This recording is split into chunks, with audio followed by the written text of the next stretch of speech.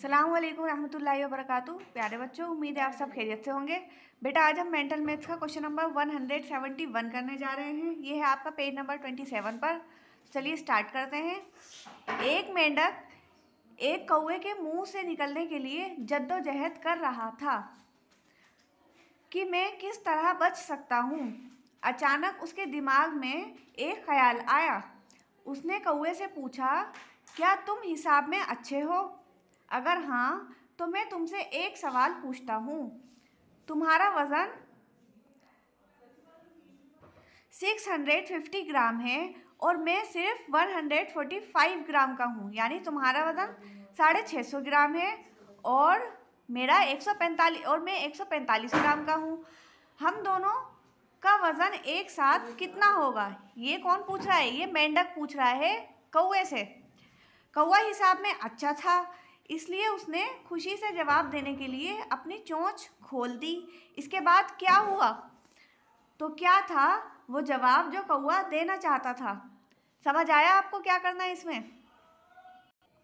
यानी एक मेंढक है और वो कौवे के मुंह में है। उसके मुंह से निकलने के लिए वो जद्दोजहद कर रहा था। तो अचानक उसके दिमाग में एक ख्याल आया। तो उसने क्या करा? उसने बहुत ही चालाकी से कौवे से कहा कि तुम हिसाब में अच्छे हो। यानी उसने उससे पूछा कि क्या तुम हिसाब में अच्छे हो? तो मैं तुमसे एक सवाल पूछता हूँ कि तुम्हारा वज़न 650 ग्राम है और मैं 145 ग्राम का हूँ। यानी मेरा वज़न 145 ग्राम है और तुम्हारा 650 ग्राम है। तो हम दोनों का मिलाकर वज़न कितना होगा?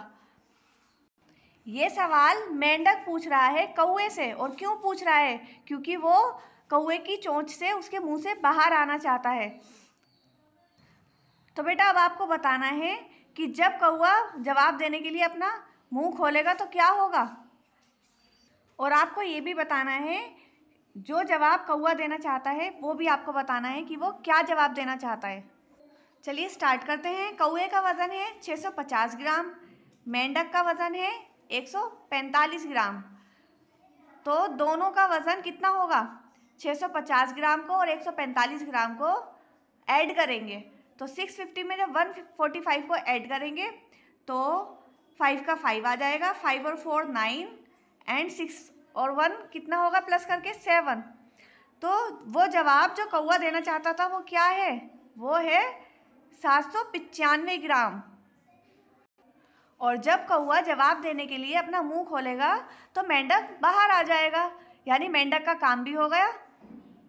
यानी मेंढक कौवे के मुंह से बाहर आने में कामयाब हो गया। चलिए नेक्स्ट क्वेश्चन करते हैं। नेक्स्ट क्वेश्चन है क्वेश्चन नंबर 172। शाहिद पूरब की तरफ 5 मीटर चला, दाएं मुड़ा और 10 मीटर चला, फिर से दाएं मुड़ा और 15 मीटर चला। अब उसका चेहरा किस दिशा की तरफ है ये बताना है। बेटा आपको डायरेक्शंस पता है कितनी होती हैं?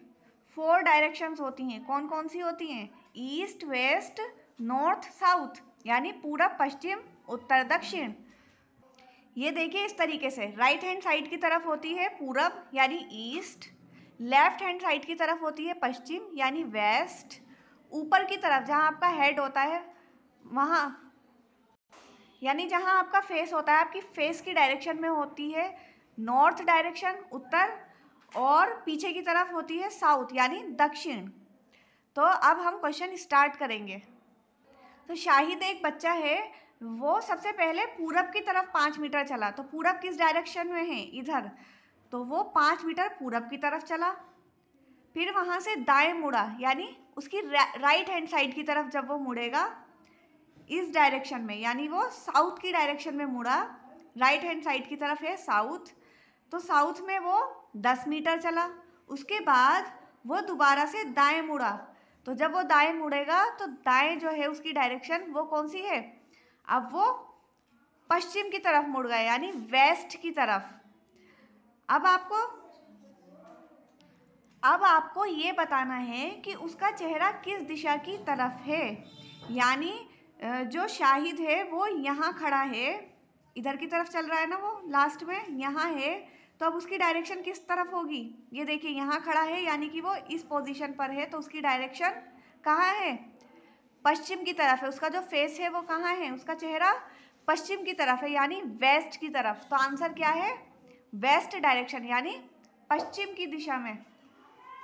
तो आंसर है उसका चेहरा